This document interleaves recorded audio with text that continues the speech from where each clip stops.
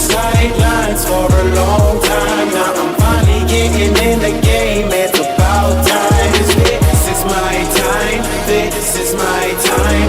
The only thing I consider impossible is losing. I've been waiting on the sidelines for a long time. Now I'm finally getting in the game. It's about time. This is my time.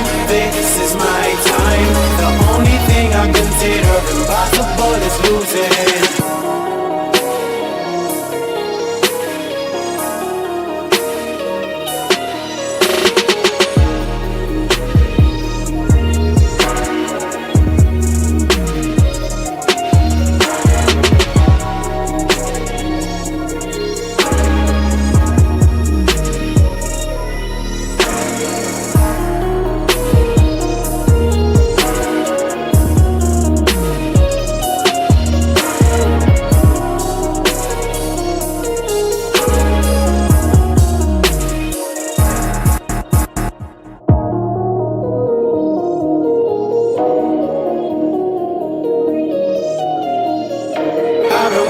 On the sidelines for a long time. Now I'm finally getting in the game. It's about time. This is my time. This is my time. The only thing I consider impossible is losing. I've been waiting on the sidelines for a long time. Now I'm finally getting in the game. It's about time. This is my time. This is my time. The only thing I consider impossible is losing.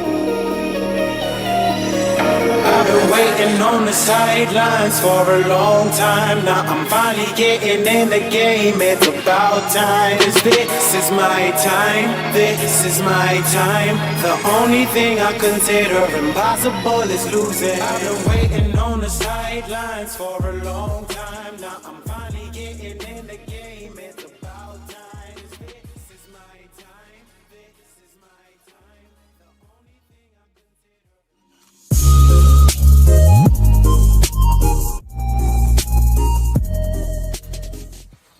Can you turn your light off?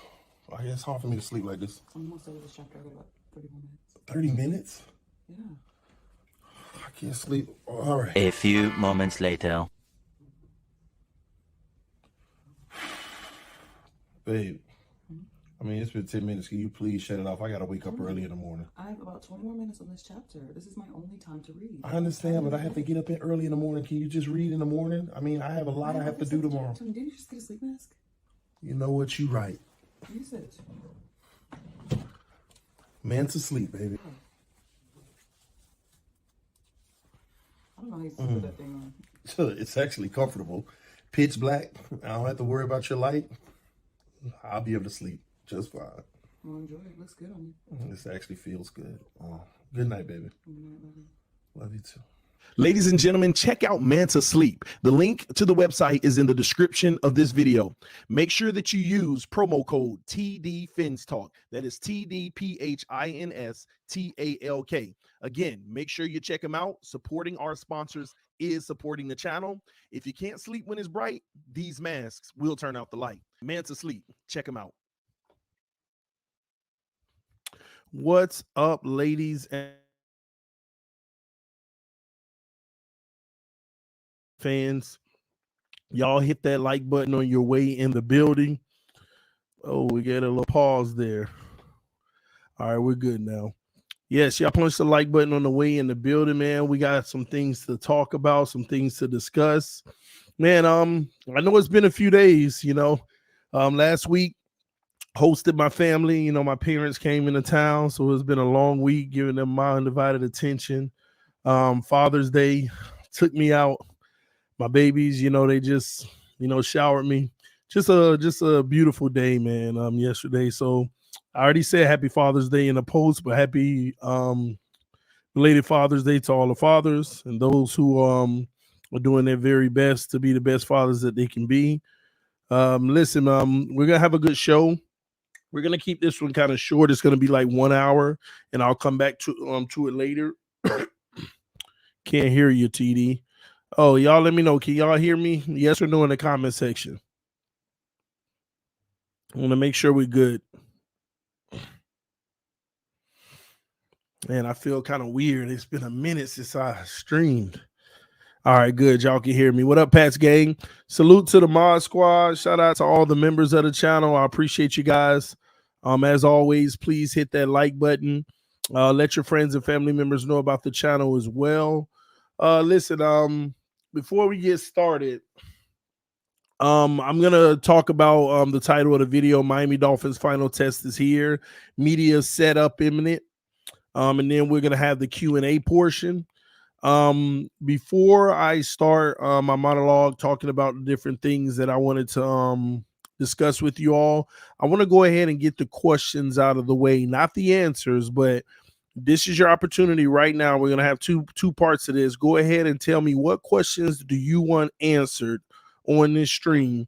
Yeah, we're gonna do this for about 3 minutes. I'm gonna be collecting the questions. So real quick, before I go into everything I need to say, let me know in the comment section right now, what questions do you have that you want me to answer in regards to the Miami Dolphins and what's going on with this team, things that you're curious about. All right, so go ahead and put it in the comment section, and then I'll start taking them down. Then we'll go ahead and start this stream. All right.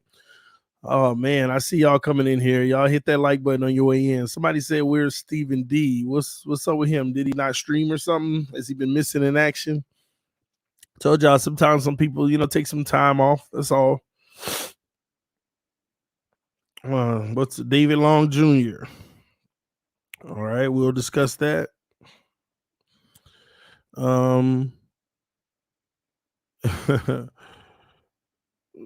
Tua Jiu-Jitsu training status.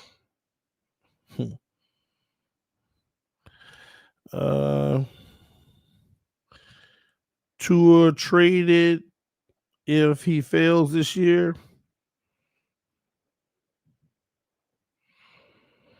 All right, I'll answer that.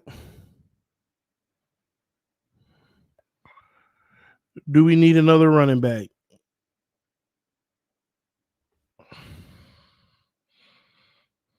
Shout out to the homie Horsey Head. Ooh, NFL top 100. That's interesting.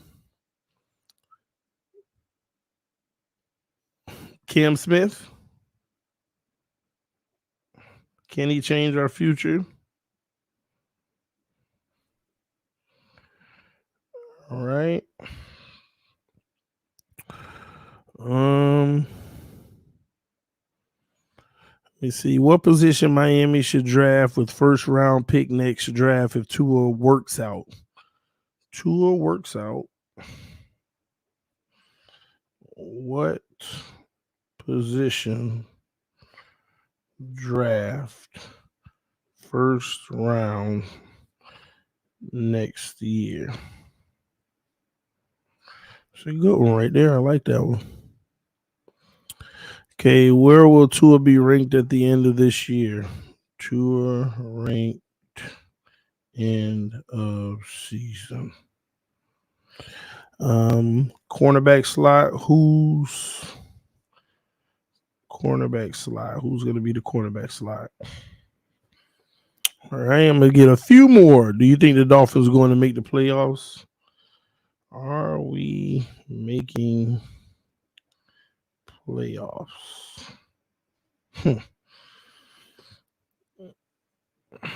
What do you think Waddle contract will look like? And Holland.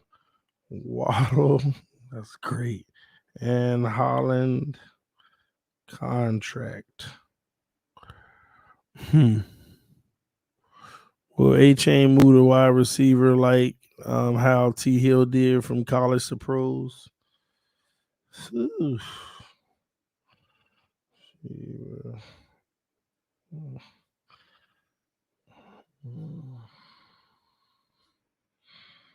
All right, I'm gonna give maybe one or two more, and then we'll stop. All right. All right. Should we trade Kohu?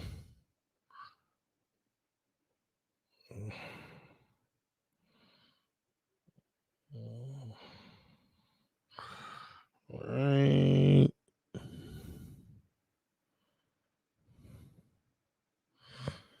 Give us a great stat line for Tua that will impress you. Tua stat line that will impress. All right, let's start right there. Let me see how many I got. 5, 10, 14. Let's do one more to make it 15.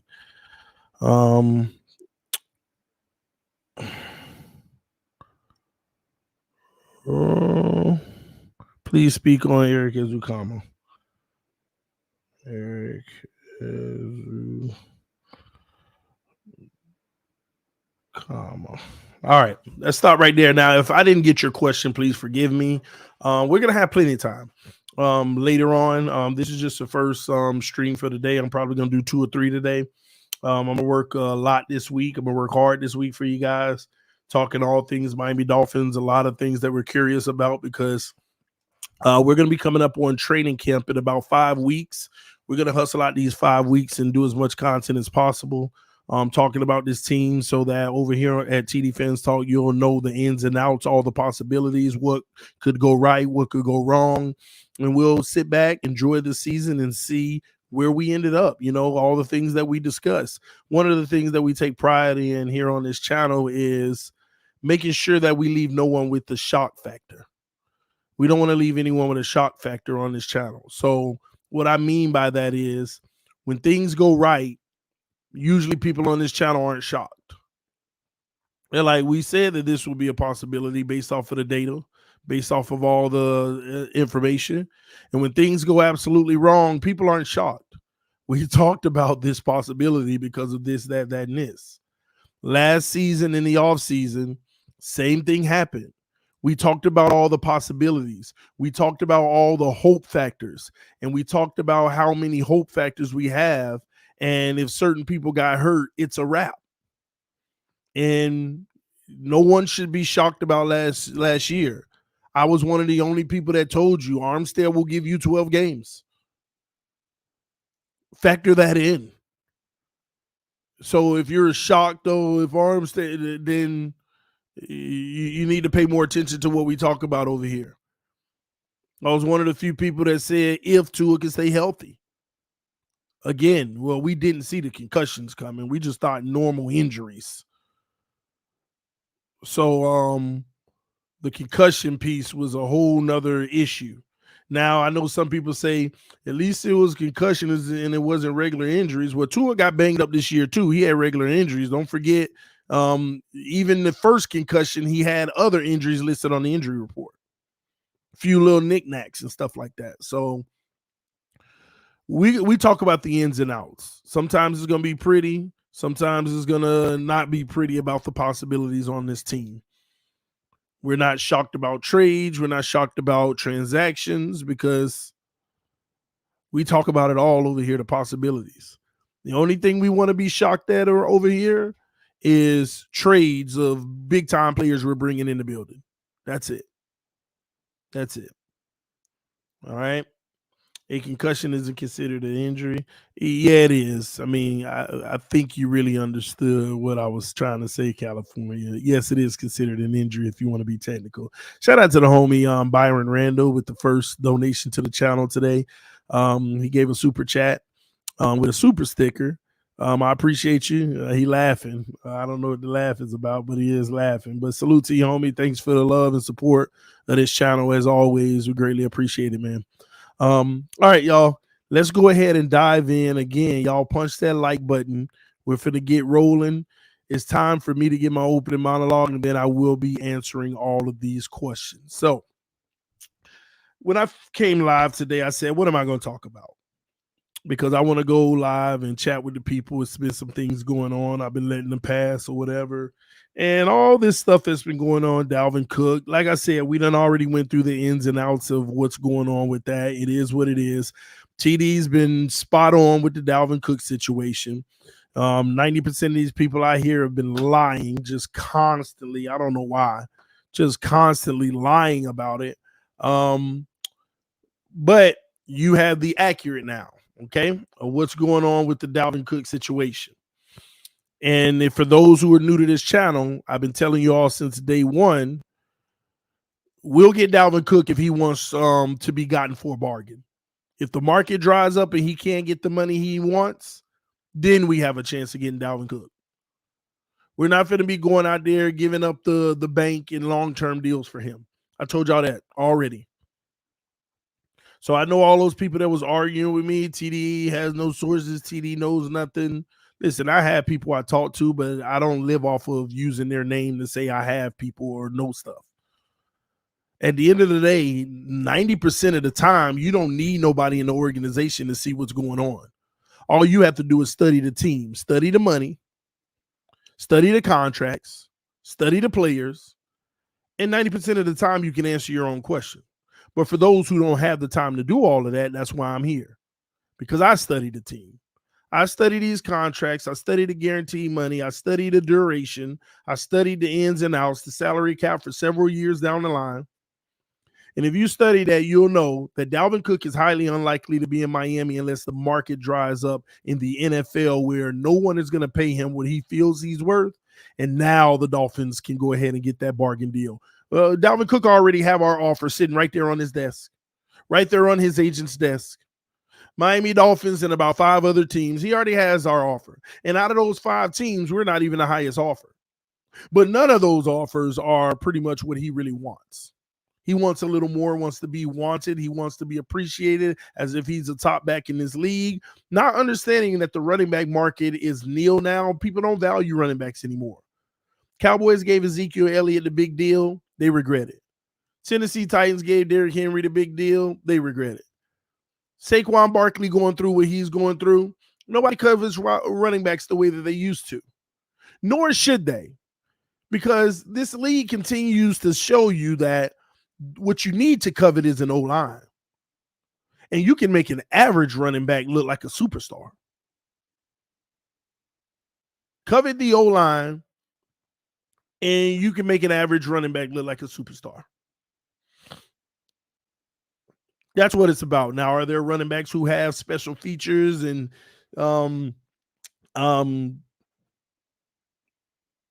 things that they do just exceptionally well? Absolutely. But at the same token, you can get a 2-for-1. Invest in the O-line with an average running back. Now you also have an O-line not only to run, but a good O-line that can also pass protect. That is the name of the game going forward. No one is going to be coveting running backs, and I'll tell you now, if you continue to covet them, any team that does, they're in trouble. Not to say it can't benefit them or it wouldn't help, but at the end of the day, you could be operating a lot smarter now in the NFL. Now, the Miami Dolphins, on the other hand, it's just a weird situation because we're going with the committee approach, which I like because it can be lucrative, but we're not investing in the O-line like we should. Some will say, well, we got Connor and Armstead. Those are investments. Doesn't matter. I mean, there are about 7 teams out here that have like legitimate rock solid O-lines. I'm talking about just locked down. Locked down, like, man, 4 out of 5 of 8 guys are legit. 4 out of 5 of 8 guys are top 20 in their position. And you can beat them, but it makes it harder to beat them. And you just scratch your head and say, why aren't we doing what we need to do? And we've been through it a million times on this channel. Once again, it's Chris Greer. not knowing how to just say I was wrong.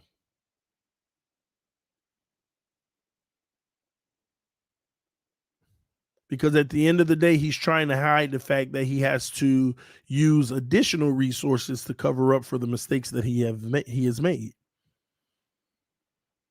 And someone like me that studies this team, it's so frustrating because not everybody sees what I see. Not to sound arrogant, like, oh, y'all don't know, I know it all, but at least people don't see things the way I'm seeing it. And not to say they're wrong or that I'm right. But at the end of the day, if I am right, it's tough. Because our general manager has consistently failed us. And every time he fails us, he hides it, camouflages it in plain sight by making a big money over assetted transaction.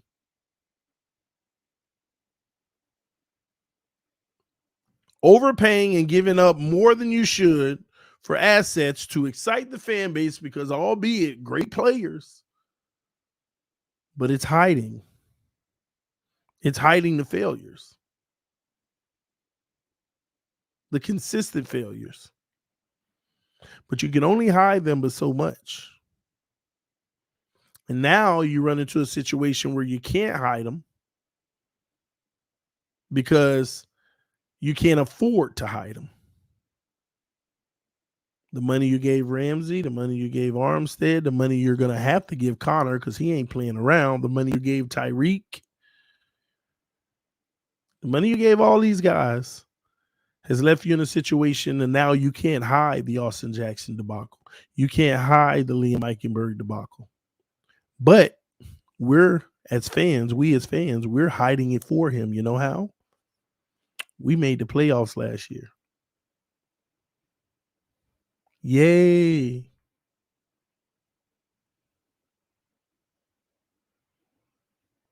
Do you understand that this roster, even last year with the injuries, should have won a playoff game? Yeah, but we came so close, we ain't win. Yeah, but our quarterback got hurt. We're going to have these injuries, y'all. But this is why you build your roster to withstand. It's no different from the Eagles a couple of years back. Didn't their starting quarterback get hurt? I didn't care nothing about a Nick Foles and who he was. But that roster was still built to where they can go far and win a Super Bowl despite.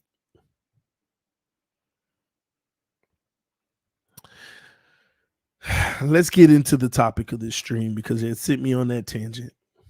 The Miami Dolphins final test is here. And I said all that to say that. The final test is here.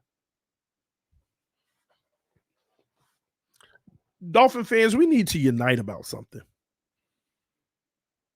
We need to unite about something. We need to unite about the simple fact that this is the best roster that we've ever had, that many of us could ever remember.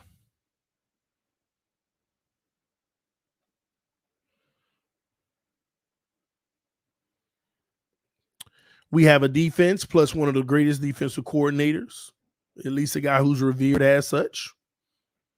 We got this McDaniel genius offensive mastermind is what they call him, with some of the greatest weapons and fastest weapons in the NFL that teams could only dream of having, with running backs that all average about 5 yards a carry, a few anchors on the O-line, some shortcomings, but what team is perfect? Don't much worry about the tight ends because at least we got blocking ones because we don't use them anyway for in the passing game.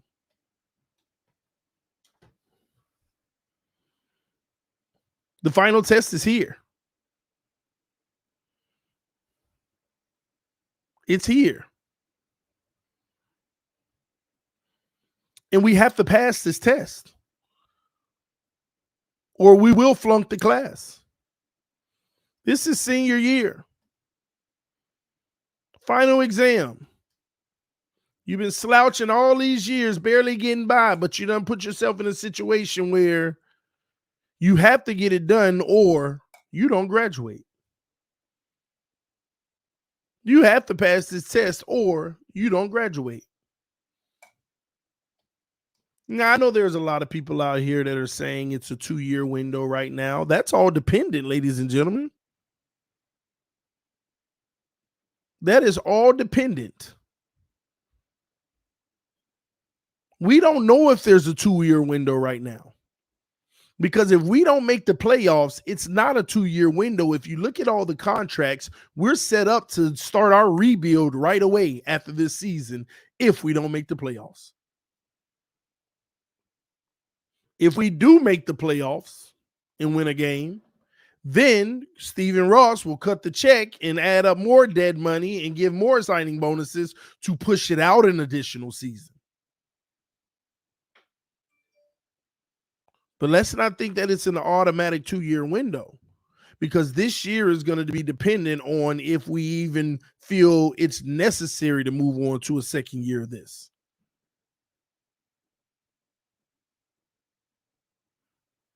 So the final test is here. It's here.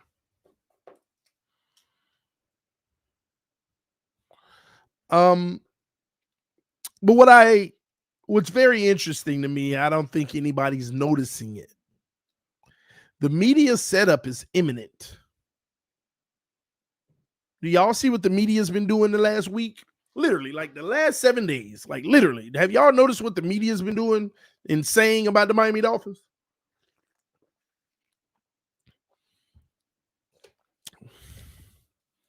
Have y'all noticed what the media's been doing and saying about the Miami Dolphins?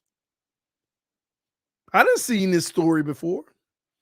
We done seen this story many times. Please tell me y'all notice what the media's been doing the last 7 days. And you can tell when it's coming because they all doing it. They all coming. They all been doing it. We've been getting so hyped up, so pumped up. Oh, man. I mean, like even the biggest critics of our team. Oh, the Miami Dolphins. Yeah, they're definitely going to make the playoffs. I'm going to be honest with you. They might even go to the AFC Championship. They have a chance to win a Super Bowl. This is look at this roster. If you look at this roster on paper, this is a Super Bowl contender. Some could argue favorite. The Miami Dolphins, they definitely are going to do something special this year. I wouldn't be surprised if they don't go all the way. I have them as one of my top 5 teams to win it all. I done seen this story before. And it's intentional by them. There's an intentionality about this. But you want to know the real deal? The media don't believe we're going to do nothing.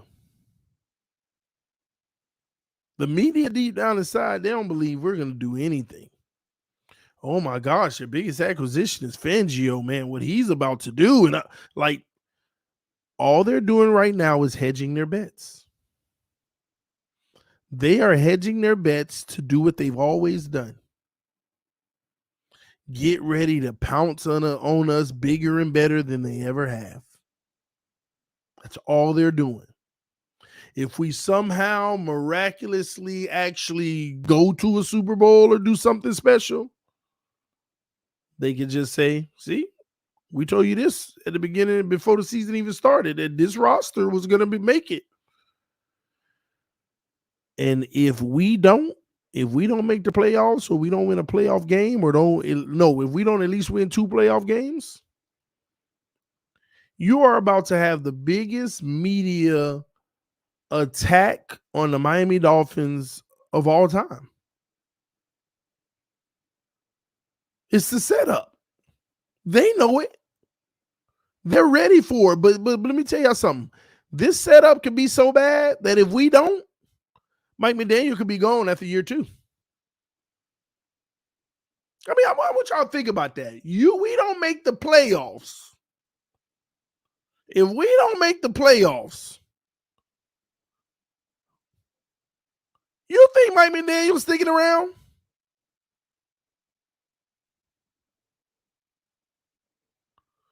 If we don't make the playoffs and we go through a rebuild, what reason would they keep him around?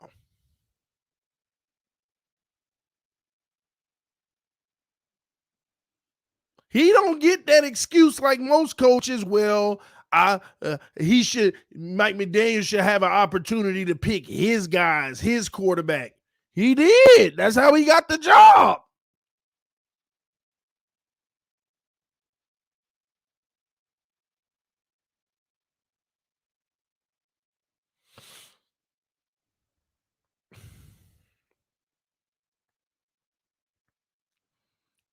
The final test is here, and we got to pass it.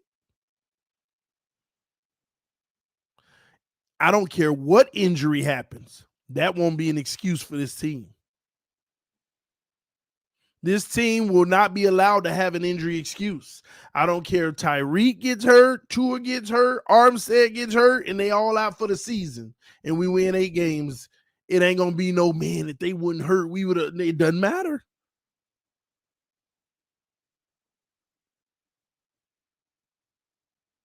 It will not matter.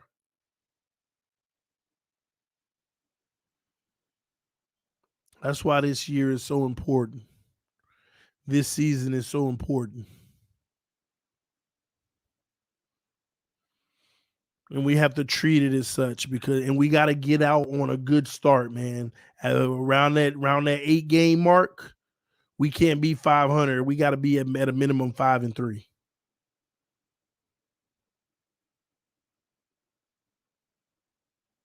At a minimum.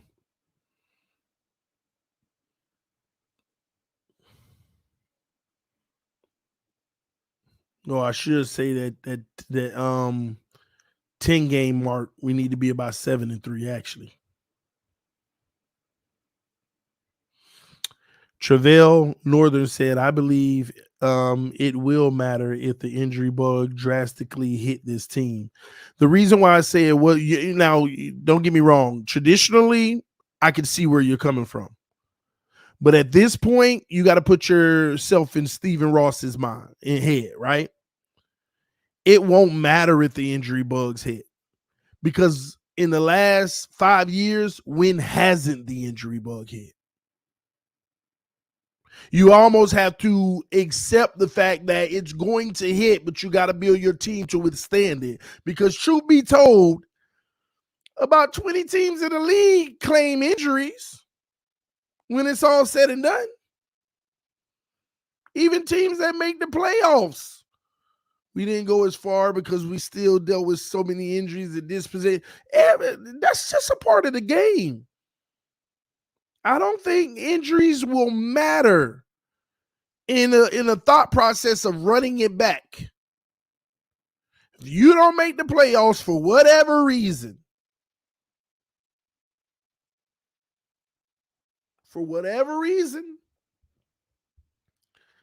they have to go in a straight rebuild and understand why they will have to rebuild. Because obviously, number one,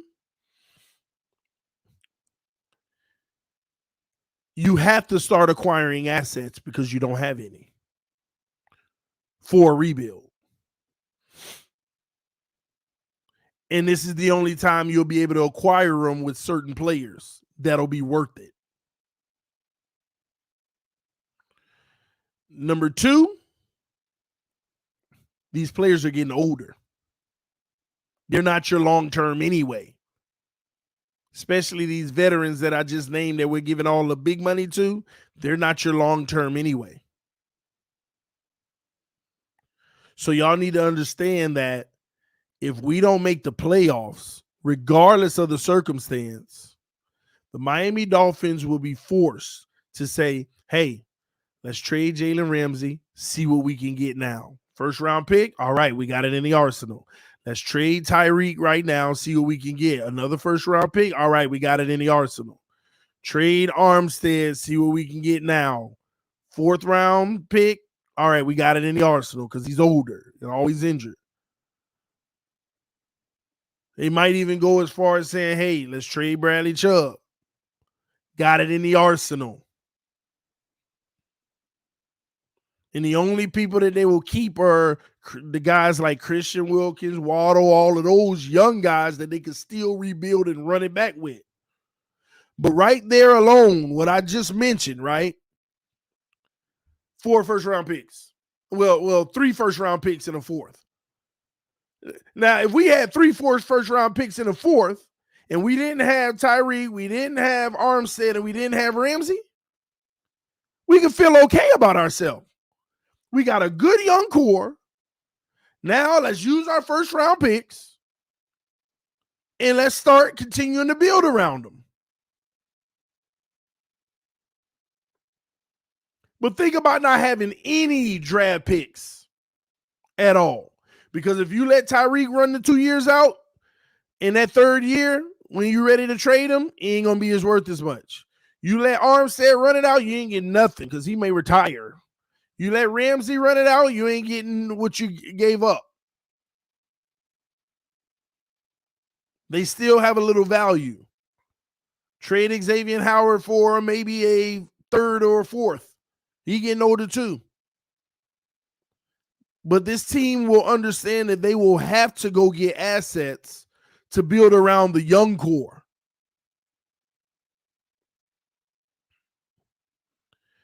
Which, ladies and gentlemen, to be honest, was supposed to be the plan anyway. But we failed. Everything that we draft, a lot of the picks that we drafted didn't work out. We failed. Again, if Austin Jackson would have been a hit, Armstead wouldn't be here. If Noah Igbenogany would have been a hit, Ramsey wouldn't be here. There's a lot of this. If Robert Jones would have been a hit, Deshaun Elliott wouldn't be here. And don't tell me about depth, because Deshaun Elliott is about to start. And it ain't because Brandon Jones coming off of injury. Y'all fail to realize Brandon Jones actually ain't been good. Brandon Jones is good. Why do you say that? Because he gets sacked in Flores' system? Flores made everybody on this defense look good. Tell me who looked like a bum on the defense with Flores, with the exception of Noah and Jerome Baker somewhat. But outside of those two, who's looked like a bum in Flores' system? Y'all don't think that's crazy that 9 of the 11 guys or 10 of the 11 on the field starting all looked productive? It wasn't because all of them great. It was because of the system. And we fell in love, especially with Brandon Jones. Oh, Brandon Jones, he be getting at the quarterback and all that. But in the secondary, I mean, he make a play here and there, but he actually ain't what y'all think.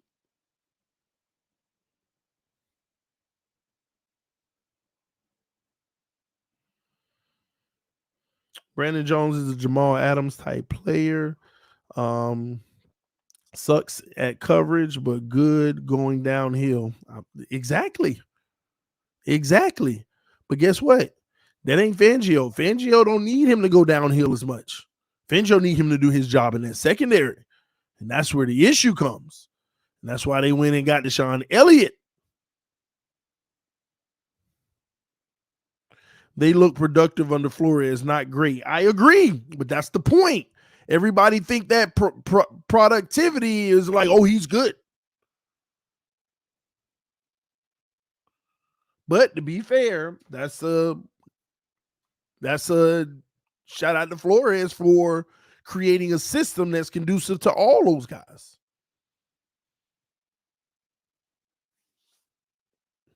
But to me, what I don't like about it, it's actually putting Band-Aids on stuff, hiding stuff, curtains on, you know. So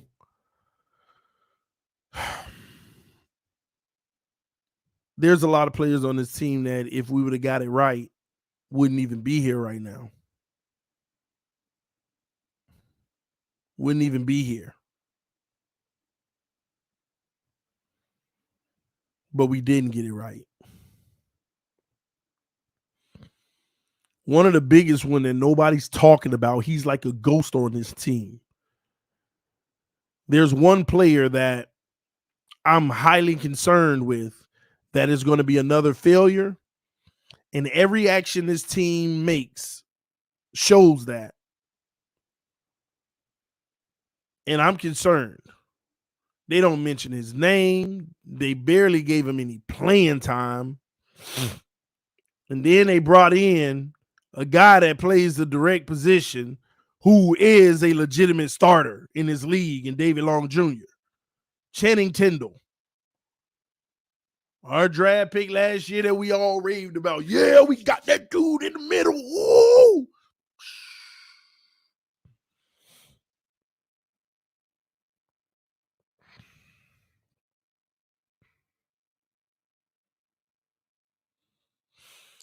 Ah, boy. David Long Jr. wouldn't be here if they believed in Channing Tindall. I strongly believe that. Then you got them cross training Van Ginkel and stuff in the interior D line and stuff. I mean, linebacking core.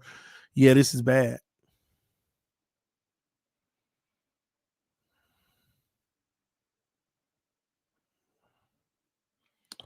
Time will tell. Time will tell. Okay. I want to get into the Q&A portion before we do. There was some unfortunate news, but you know, if you're a Dolphin fan, you don't care. It's like, yay, but it ain't really yay. But if you've been on this channel for a while, y'all know what I call this season right here. You know, as soon as the NBA Finals is over, that point all the way to training camp start, that middle little month and a half, is two things I call that season. Number one, it's spouse significant other season. If you got somebody that you're in a relationship with, show them all the attention you can in the world, because this is the season where you got all that free time to do it, and maybe they'll give you a little break during the regular season so that you can enjoy all the football you want. That's something I truly believe in. I also call this season cross your fingers who got arrested season. I also call this season cross your fingers, sit back and see who got arrested in the NFL season and hope it ain't on your team. And it looked like the Patriots are leading the way. Their star cornerback, from my understanding, got arrested at the airport for having 2 pistols on him in his carry-on bag. Like, I ain't gonna lie, it's certain things that is be like how is certain things, like, how is it possible? How is it possible?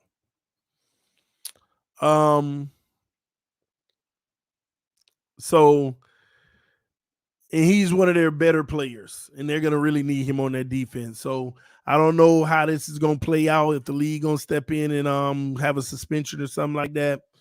But I gotta look at our schedule to see when we play the Patriots, so that you know, that might be a positive. Just FYI. But look like the Patriots might be the favorite also to land D-Hop. That's pretty interesting. D-Hop, Juju, Gesicki, Parker, Hunter Henry. They're pretty dope. I know Dolphin fans could care less, but that's the most balanced receiving core almost in the NFL, if you ask me. I ain't gonna lie, like, I actually, like, if D-Hop goes there, I'm like, I really love that core. Like, literally, you got the Devontae Parker is the high point guy. You just throw it up to well, first off, there's no double teams on the entire defense. Like, how do you work that out? There won't be any double teams. You got a high point guy. You got a speedster that can run routes and D-Hop. You got Juju. We all know what he can do. Then you got the big tight ends in the middle with Henry and Gesicki.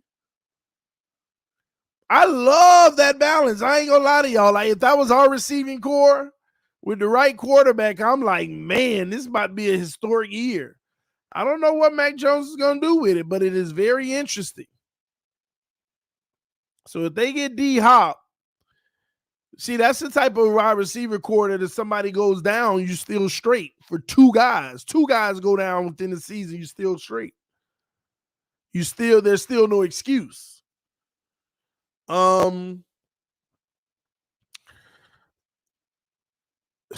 Interesting though. That is very interesting. People forget, of course, Dolphin fans gonna take a poop on Mac Jones every chance they get. But people forget his rookie year, how efficient he was. And how he from my understanding, made the Pro Bowl and not as an alternate, by the way. This is going to be interesting. And he actually has an old offensive coordinator. If they get D Hop, I really want to see how that works out. I want to see how that offense works out. You know why? Because we already know they got the running game with Ramondre Stevenson and Harrison, them guys. And they love to run the ball. That would be very interesting to see what they do. Something I don't want to happen. But if they are able to land him, I just got to be an honest person and not just a homer and say, man, see, now the Patriots would be a threat to be splitting with some teams in our division. Don't know who. Because y'all got to understand, when we typically play the Patriots, we have always struggled with them.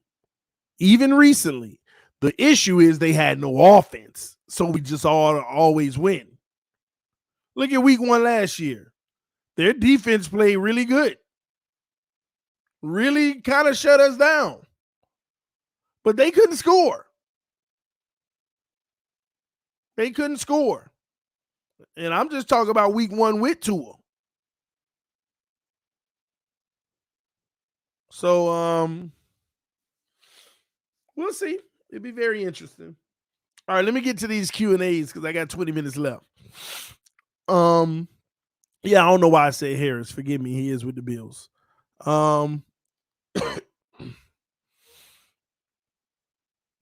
David Long Jr., he's a concern right now because he's injured. And this isn't just the same injury that he was recovering from. It is the same injury he was recovering from, but the problem was he was cleared and then he got it tweaked.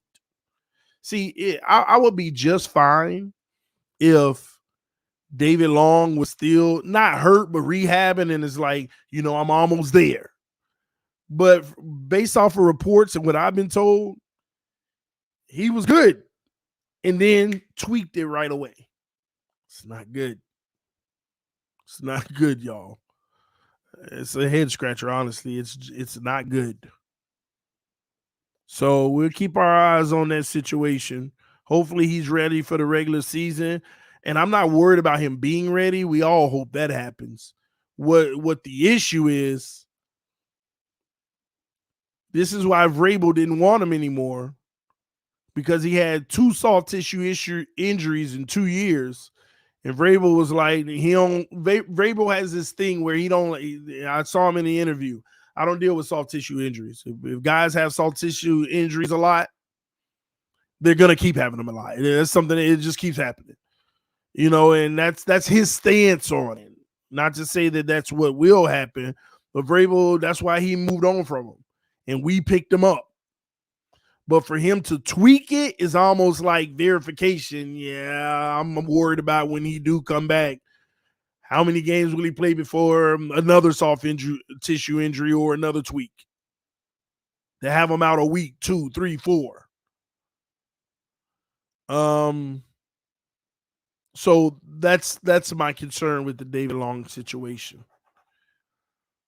And that's tough because we need that middle linebacker area to be solidified with Fangio because it's important. Tua jiu-jitsu training status, there ain't no status. I mean, if he's doing it, he's doing it. Let's just see how Tua does this season. Somebody said, will Tua be traded if he fails this season? The answer is no. Tua won't be traded if he fails this season. What'll happen is, like I told you before, we'd go through a rebuild and he would be our quarterback for that one season of the rebuild. You remember when we had Rosen and Fitz? Tua would be manning a ship like that because they'll be trading off the big names, but it'll still be a better roster, though. We'll have the young guys. We'll have Jalen Phillips, Waddle, and all those guys. And the reason why is because if Tua fails this year, he has absolutely no value. Because it's one thing if he never had the injury issue and he failed, then he'd have value because somebody will like change the scenery will do it. Like Baker Mayfield. They picked up Baker Mayfield's 5th-year option. He was because he played phenomenal in year 3. I mean, Baker Mayfield changed everybody's mind in year 3. Year 4 came, he was a bum. And that was the most loaded team you could have. He was a bum. We've seen this story before. This is why you just got to wait to see how it play out. We've seen this happen before. Go back to Baker Mayfield's year 3 and go look at year 4. We've seen this. So the only reason they were able to trade Baker, though, to Atlanta, I believe, if I'm not mistaken, or somewhere, Carolina or something like that, was because he didn't have the history of major injuries. They picked up the 5th-year option. His contract was guaranteed. They had to eat some of it, but they were able to trade him and get some of it off. But we ain't going to be able to do that. We got Tua for 2 years unless he has a career-ending injury or something and he retire. Other than that, we got Tua for 2 years. Tua is a Dolphin for the next 2 years. At a minimum. And if he just bums it and fails next year, that'll be more proof that you have to rebuild. What if Tua, like this is what y'all got to realize, Dolphin fans. What if Tua is the reason why we don't make the playoffs next year? What if Tua does play bad next year? Then we are guaranteed to go through a rebuild. You have to then because of your quarterback situation. You got him on a 5th-year option making $22 million or something like that and you can't trade him. You have to go through a rebuild. You got to get as many assets as you can and a top draft pick for the following season while you're technically tanking. So let's just hope that we didn't go from tank for Tua to tank with Tua. Just hope that ain't going to be the case. Oh, that'll be a headline. From tank for Tua to tank with Tua.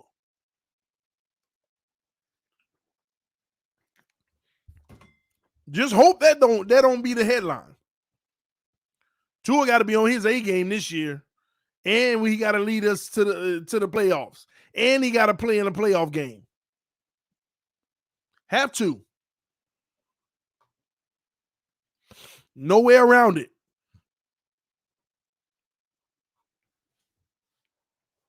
It's what we all need to happen. We need Tua to be that dude this year. All right, let's keep it going. Do we need another running back? No, we don't. I'll answer that quickly. Technically we don't. We don't need another running back. All right. NFL top 100. NFL top 100. I mean, I know y'all put that as a question to me. I guess you're asking what's my thoughts. Spot on. It's spot on every year. The NFL top 100 is one of the things that's spot on every single year. Do you want to know why it's spot on every year? I ain't got to look at the NFL top 100 and know it's spot on. You know why? You know why it's spot on every year? Because the players pick it. The players pick it. Ain't no mistakes on there. If you think there's a mistake on the NFL top 100, where was it? Where was it? Where was it?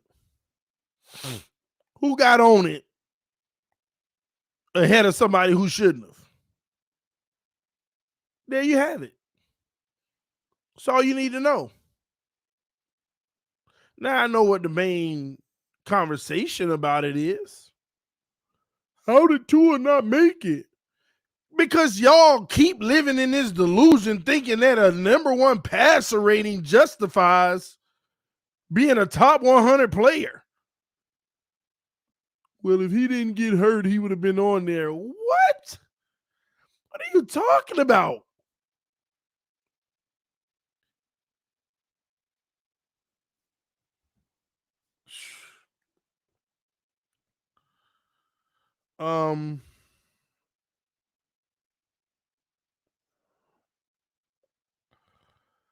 Yeah, I have no issue with the list, by the way. Yeah, I don't have any issue with the list.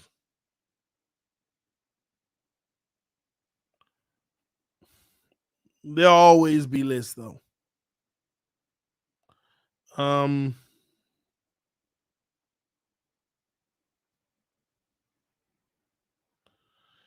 Yeah, and by the way, ladies and gentlemen, it ain't had nothing to do. It didn't have nothing to do with injuries. Derrick Henry's on there. It ain't got nothing to do with injuries. Cooper Kupp, it ain't got nothing to do with injuries whatsoever. Ryan Tannehill missed almost half the season. He was on there.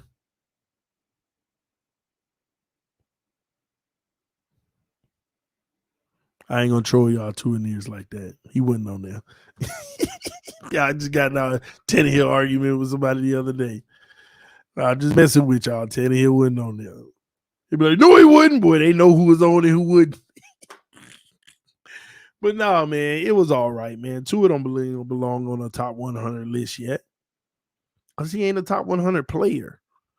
And what y'all have to understand is whether you agree with this notion or not, a lot of people don't feel like what Tua does, even at his best, is special. They don't.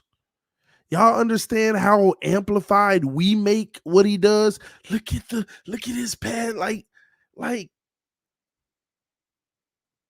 nobody looks at what he does is special. Like this is what I challenge a lot of people to do this. Go look at every game Tua's played, right? This last year, since it was a special year for some of y'all. Take away all the throws he made to a wide open receiver. Take away all the little short throws in the flat, the wide open guys, all that stuff, right? Make a collage of all of the passes with like the excellent ball placement, right? You know, defender on the receiver's back, but it was right out of arm reach, right? You know, all the like big boy throws, like right over the defender into your guy's pocket. You know, take that and make a collage of it, just all a video of it, right? How many games did Tua play? 12 or whatever. Take those 12 games and just do a whole thing of that. The thing that people don't realize is that Tua's video might last 6-7 minutes. It might be 40 throws, 60 throws. Ain't knocking it. 12 games, 40 to 60 throws. But what a lot of people don't see is look at some of the other quarterbacks in the league that don't have Tyreek and Waddle and those guys. And you take their contested passes, their tough ones, theirs right over and all of that, in just 12 games. Pick the 12. Man, you might have 100 to 120.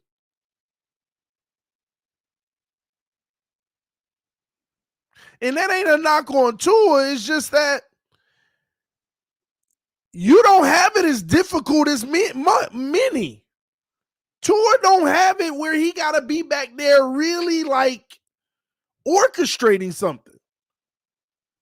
Every quarterback does, but his difficulty level isn't near. Like take Mac Jones, for instance. I ain't saying he better or nothing, but take him, for instance. Look at what Mac Jones throwing to versus what Tua throwing to. Tua's level of difficulty ain't even going to come close to comparing to what Mac Jones' level of difficulty would have been. And y'all approve that. Y'all been complaining for multiple years. Oh, Tua ain't got no weapons. Tua ain't got this, Jakeem Grant, and all this and that. So you know it's true. And nobody cares for that. Nobody respects that.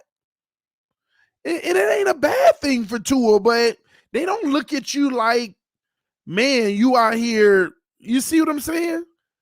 Now, if you were doing that when you had Jakeem Grant and Parker now, oh, they look at you as that dude.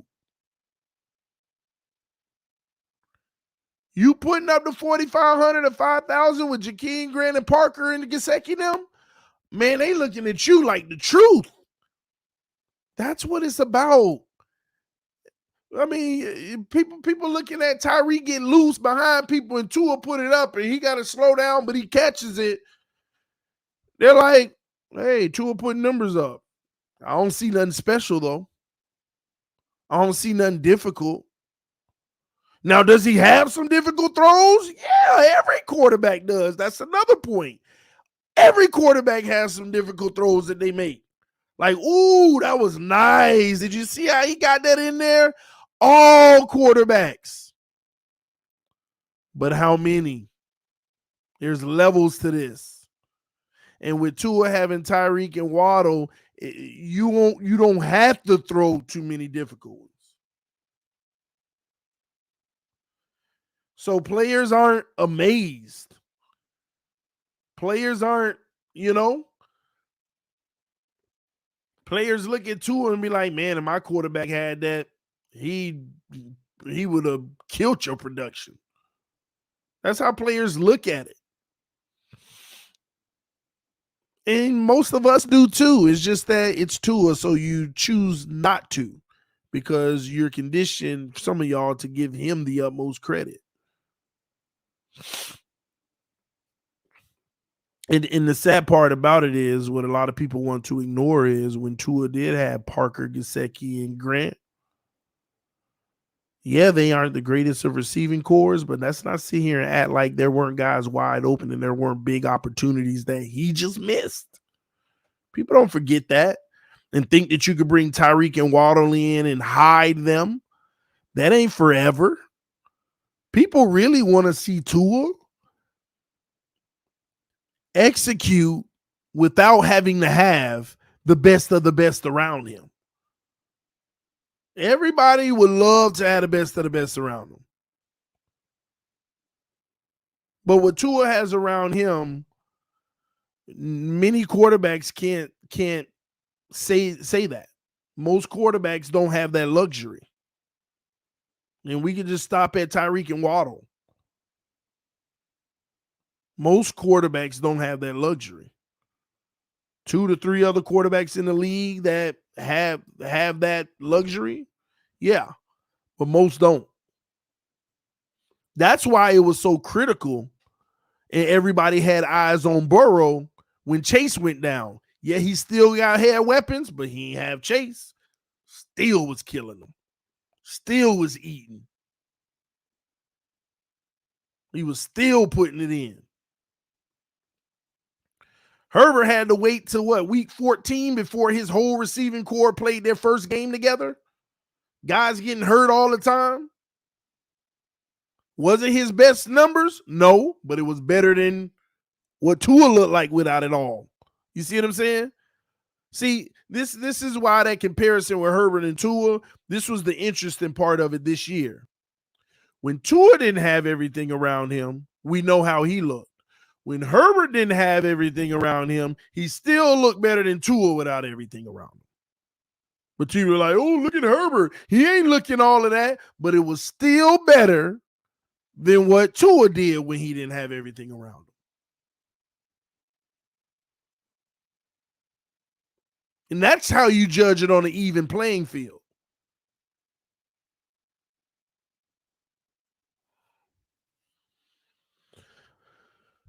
At the end of the day, time just has to still tell, man. And we're just waiting on our guy to be consistent, light it up. Because I will be honest with y'all, the shame of it all is that even going into year 4, we still don't know if we have a franchise quarterback. And that ain't my opinion. But he hasn't done anything in the NFL consistent nor long enough to say he is.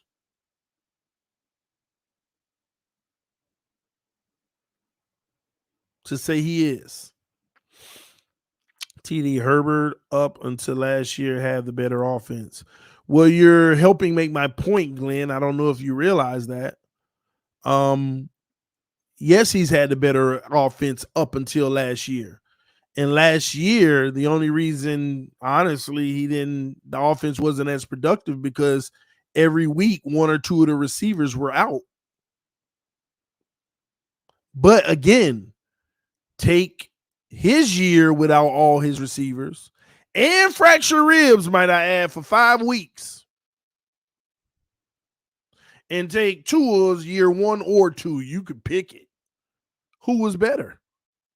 That's all I'm saying.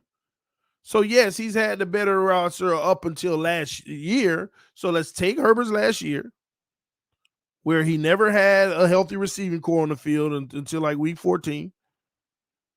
And that lasted for 2 weeks. And then take Tua, year 1 or 2, you pick it. Who was better? That's the question. Who was better? We know what Herbert looked like when everything around him. He breaks rookie records. He does all of it. He balls. He makes throws. It's like, man, did you see that? All day. Now, he also has that stigma of failing in the fourth quarter. So that's something he's going to have to overcome or it's going to haunt him. But he's already proven to be that guy long-term in a franchise quarterback.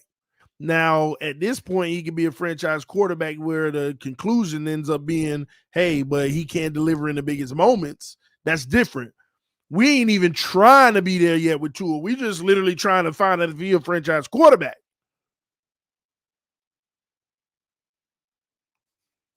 So they already know. That's why when they picked up his 5th-year option, they said this is just temporarily while we work on a long-term deal this summer. Same thing with Joe Burrow.